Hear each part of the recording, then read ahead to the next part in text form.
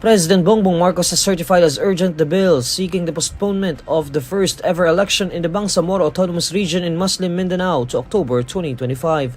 During a press conference with Senate President Cheese Escudero on Tuesday, January 28, the senators said the president certified as urgent the measure resetting the first ever BARMM elections.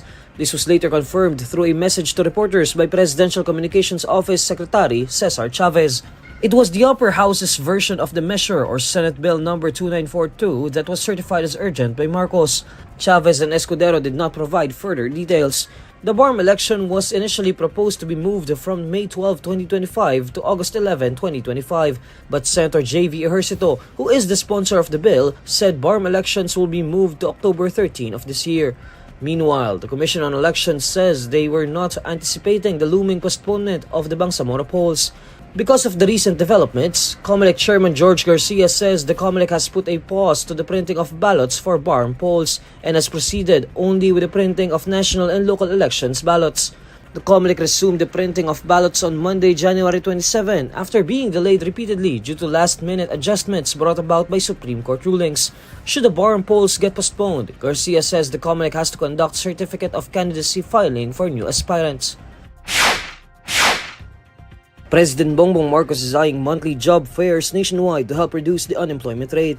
During the second day of Job Street and the Department of Labor and Employment's Career Con 2025 on Wednesday, January 29, Marcos says that the government has plans to conduct job fairs in different parts of the country. Kung maganda ang maging resulta, ang plano talaga namin ay gagawa kami ng ganito ng isang ganito bawat buwan.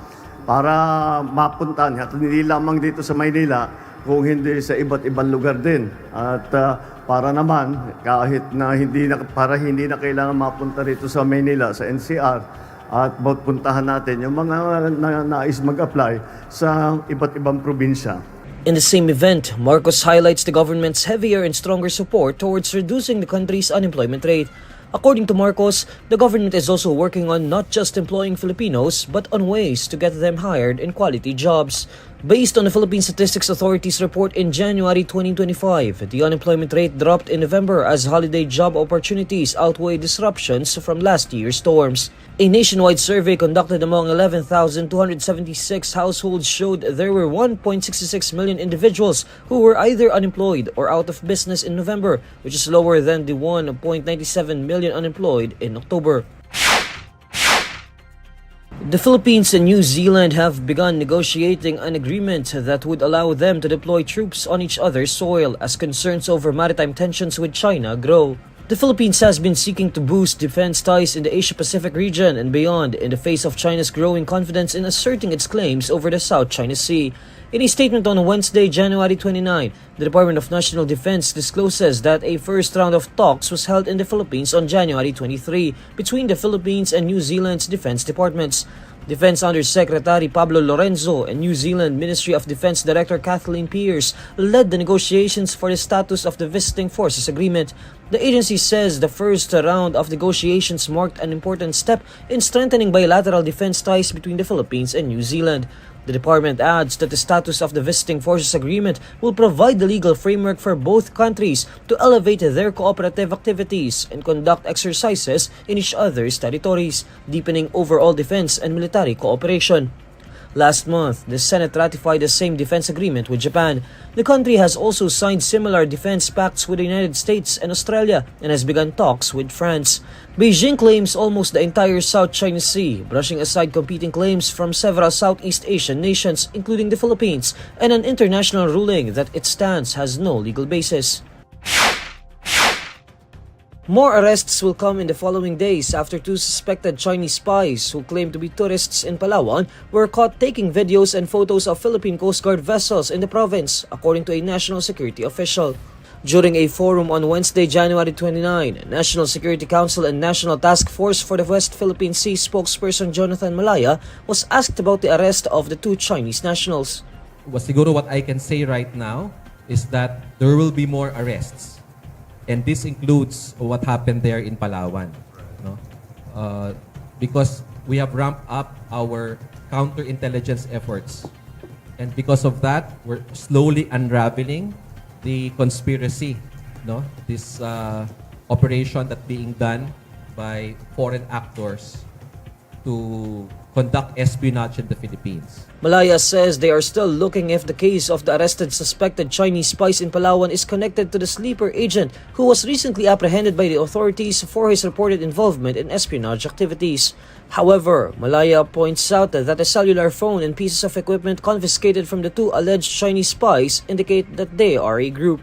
Malaya further says that the government will make necessary announcement once they find evidence that the cases of arrested Chinese spies are all connected. The Department of Information and Communications Technology is acknowledging that there are gaps in implementing the SIM card registration law, stressing the need for stricter identity verification measures. In a forum on Wednesday, January 29, Information and Communications Technology Secretary Ivan John Uy was asked to comment on the statement of Interior Secretary John Vic Remulla, criticizing the law as ineffective due to weak identity management, particularly its failure to require a national ID for SIM card registration. Uy says that while the law aimed to curb scams and fraudulent activities, many Filipinos struggle to register due to a lack of valid identification. Parating na yung deadline, maraming ating mga kababayan hindi makapag-rehistro sa SIM card registration dahil wala silang ID, lalo na sa mga probinsya, no? Walang ID. So sabi na, may SIM card kami at hindi kami makapag-rehistro. Kung i-implement yun, puputulan kami. Paano na? Barangay ID. So nagmakaawa at may public clamor. To address this, Uy says the government initially allowed alternative forms of identification to facilitate registration. However, Uy admits this move led to loopholes because even fake IDs were used to register. As a result, Uy says scammers exploited the system to register multiple SIM cards, enabling fraudulent activities to persist. Uy then stresses the need to integrate the national ID system into SIM card registration, as also pointed out by Remulla. The DICT chief also notes that with 85 million digital national IDs now issued, SIM card holders should be required to update their registration using their national ID. Uy says telecommunication companies must enforce compliance by warning users who fail to update their registration, adding that non-compliant SIM cards should be deactivated. Uy admits that implementation issues arose because authorities initially lowered the standard for valid IDs. Remulla earlier pointed out that the failure to integrate the national ID system into SIM registration allowed illegal Philippine offshore gaming operators to thrive. Quezon City 2nd District Representative Ralph Tulfo apologized after his vehicle was spotted on the Edsa busway.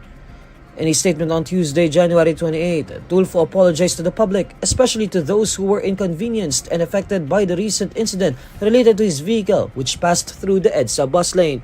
Only buses, responding emergency vehicles, and selected high-ranking officials including the President, Vice President, House Speaker, and Chief Justice are allowed to use the lane. Tulfo clarified that he takes full accountability of the mistake, saying that there was no mention or use of name of anyone in position in relation to the incident. The congressman also said there was no abuse of authority that happened to escape accountability or be acquitted in the incident. Tulfo further said that the fine over the violation has been settled and he will undergo a seminar as a consequence. His father, Senator Raffy Tulfo, earlier said that he sees nothing wrong with the incident since his son did not lie and escape authorities. The senator also said he instructed the congressman to apologize for the incident.